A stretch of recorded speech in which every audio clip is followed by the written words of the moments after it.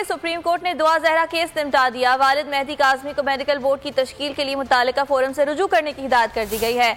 अदालत का कहना था केस हमारे दायरा कार में नहीं। दौरान समाअत रिमार्क्स में जस्टिस सजाद अली शाह ने कहा, जब लड़की खुद कहती है कि उसे अगवा नहीं किया गया तो केस तो खत्म हो जाता है, लेकिन सिंध हाई कोर्ट ने फिर भी एहतियात से काम लिया। मेहदी काज़मी ने कहा, मेरी बेटी ने दबाव में बयान दिया। जस्टिस मोहम्मद अली मजहर ने इस्तफसार किया, अगर दुआ जहरा ने दोबारा कह दिया कि शौहर के साथ रहना है तो क्या करेंगे।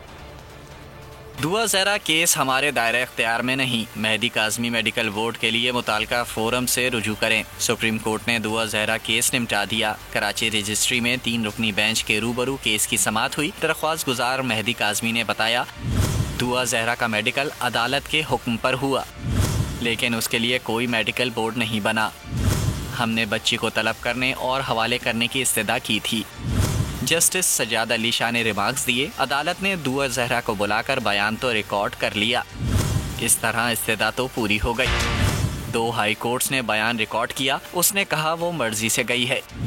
जब लड़की खुद कहती है कि उसे अगवा नहीं किया गया तो केस तो खुद ही खत्म हो गया, लेकिन सिंध हाई कोर्ट ने फिर भी एहतियात से काम लिया।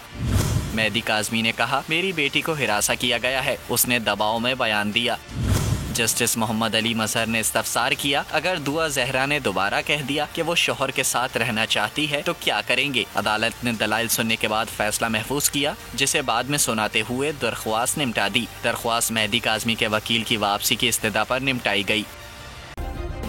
सब्सक्राइब करें और बेल दबाएं ताकि कोई खबर रह न जाए।